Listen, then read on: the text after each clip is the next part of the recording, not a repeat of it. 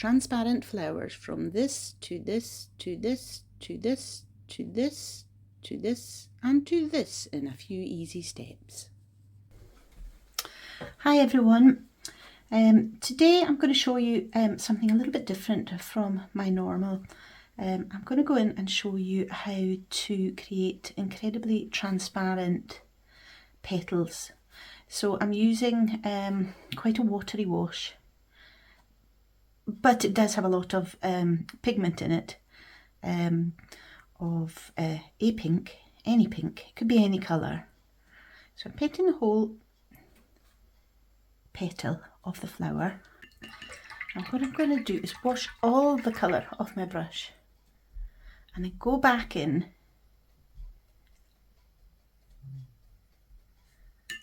and add in water to the whole petal that you've just painted. And the water, it kind of repels the paint, it repels the colour. Okay, so it just pushes the colour away from itself, and you can give it a helping hand as well. So we started off with quite a flat wash of colour across the whole petal. It was all the same colour, and now by adding water into the middle, it's pushed all the colour to the edges. I'll do another one down here in one of the petals that's not touching that petal. So I'm just going round the edge of my, just a roughly drawn out flower. It's not any particular flower. Just add the colour in all the way round.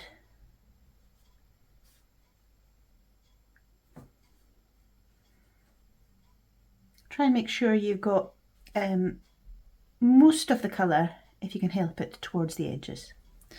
Okay, that's the colour in there.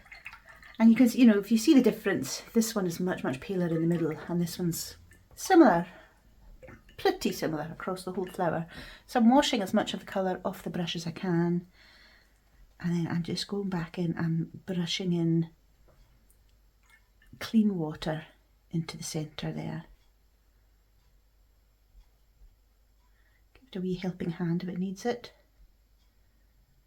Push the water to the edges.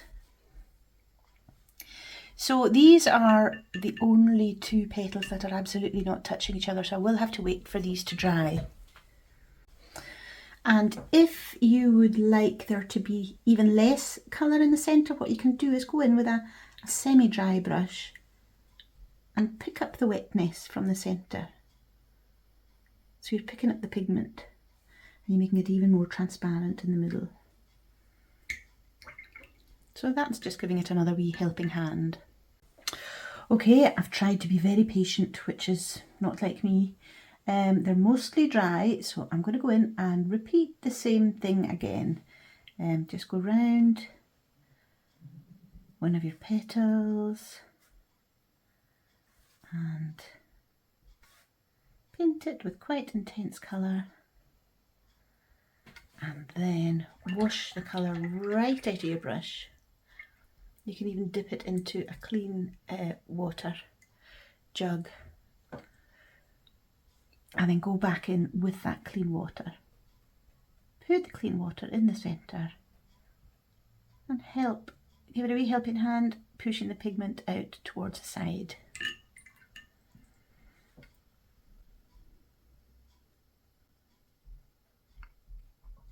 Like so.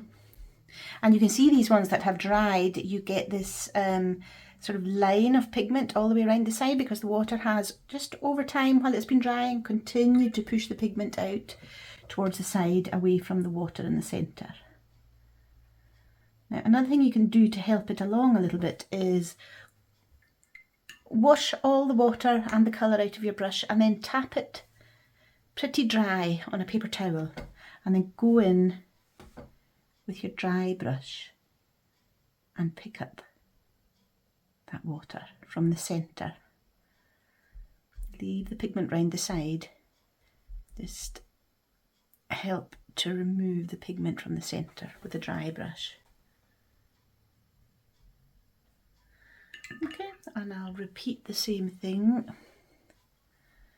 quite intense colour over on this one over here. No, I'll go down here. Now the reason that you wait for the petals to dry if they're next to the area you're going to paint is if it's not dry, then your paint's just going to bleed into the other area that you don't want it in. So watercolour does require a wee bit of patience waiting for areas to dry. You're always looking around for another area that doesn't have wet paint around it. So there's all the pigment in there. I'm washing the pigment off my brush and going back in with clean water in my brush into the centre. Just flood it with the clean water. And you can see it pushing the pigment. You see that? Pushing the pigment right to the side. Okay, and I think I'll do the same thing again as I did before. So I'm washing my brush again and I'm going back in with the brush. I'm tapping it on a paper towel and going back in with an almost dry brush. I mean, that's practically taking us back to the white of the paper there. So that's what we're aiming for. We're aiming for really, really translucent flowers here. So I feel like I could do that a bit more over in this petal here as well.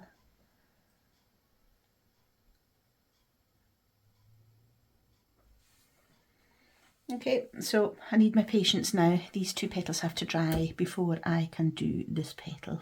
Well, actually what I can do then while I'm waiting is I just drew in a tiny little stem and two leaves. Can you see that at the bottom? I'll move that up there. So we're going to do the same thing with these. So I'm going in with sap green. I'll try and keep that green away from that pink petal because the pink petal's still wet.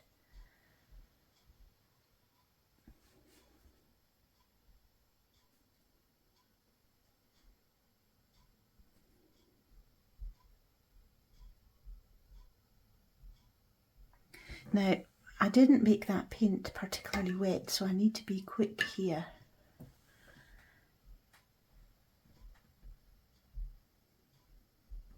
So we don't have such a large area to play around with here, so it might be a little bit trickier, but hopefully you'll get the gist. See if I can get a smaller brush.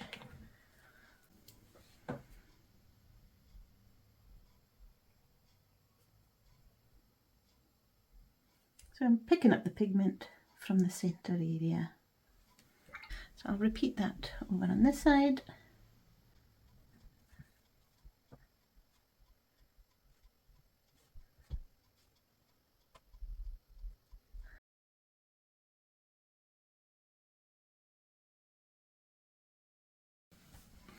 So I'm going to go in and do the last petal here now. The other petals are dry.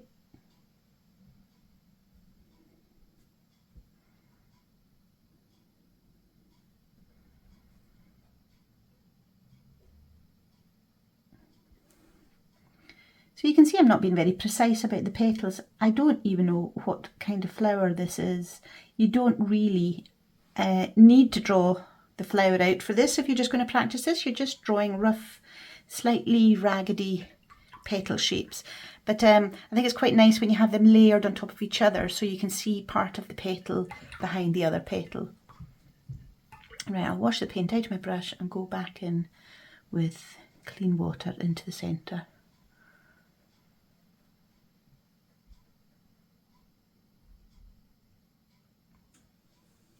So if I wasn't using watercolour paper, this would be a real bumpy mess right now. Watercolour paper takes a lot of beating and it accepts a lot of water. That's the trait of watercolour paper, is that it accepts a lot of water without turning into a crumpled mess.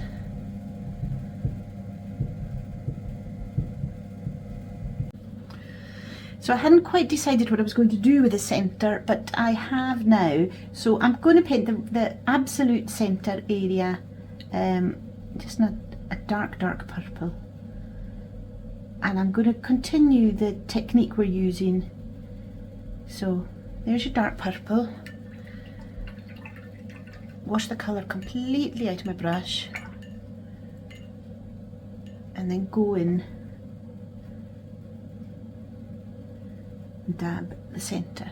Now it's such a small area, it's maybe not taking it, so you might have to dry your brush off a little bit. So what I'm doing here is picking up the colour with the brush. And we're left with the pigment on the outside. So rather than going in and trying to paint a really fine line on the outside of that circle, which would be quite tricky, you can fill the whole circle area in, put the colour in it, and then go and remove the colour from the centre. Some colours are easier to remove than others. You get staining colours which are more difficult to remove. They'll stain the paper and they just won't be lifted. And then other colours are less staining, so they're happier to be lifted.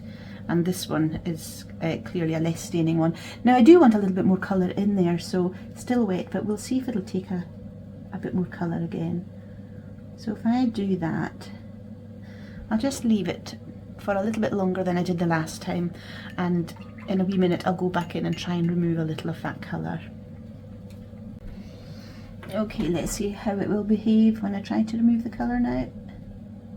So I'm just tapping the dry brush, mostly dry brush, into the centre there. And I'm going to go around all these little bits and do similar.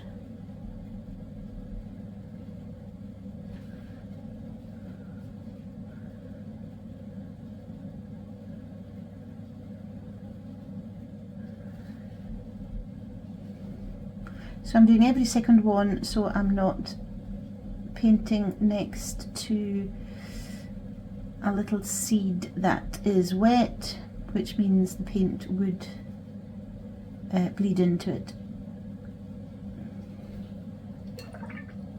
And I go back in with my damp brush.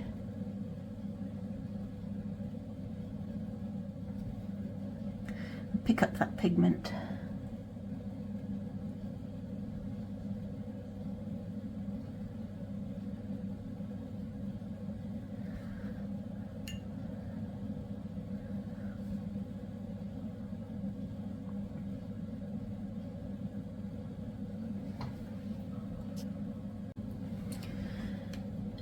We'll go back in and fill in the other ones.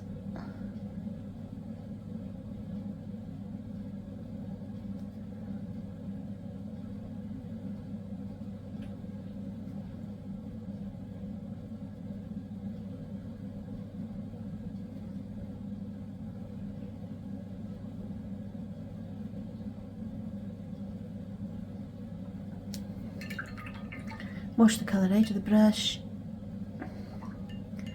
Go back in with a damp brush to pick up the pigment. So staying away from the edges, and you're just picking up the pigment from the centre. And you can wipe your brush on a paper towel to take the pigment off your brush tip as well.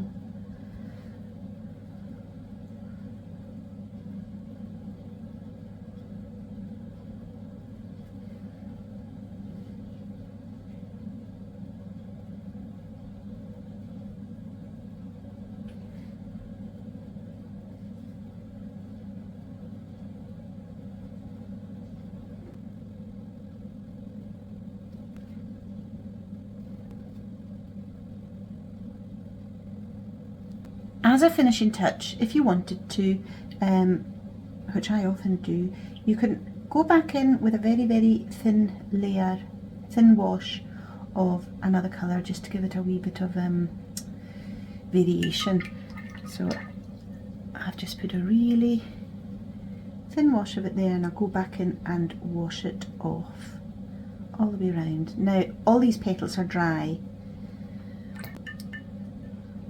so I shouldn't be bleeding the lines that we've got, these edge lines that we quite like.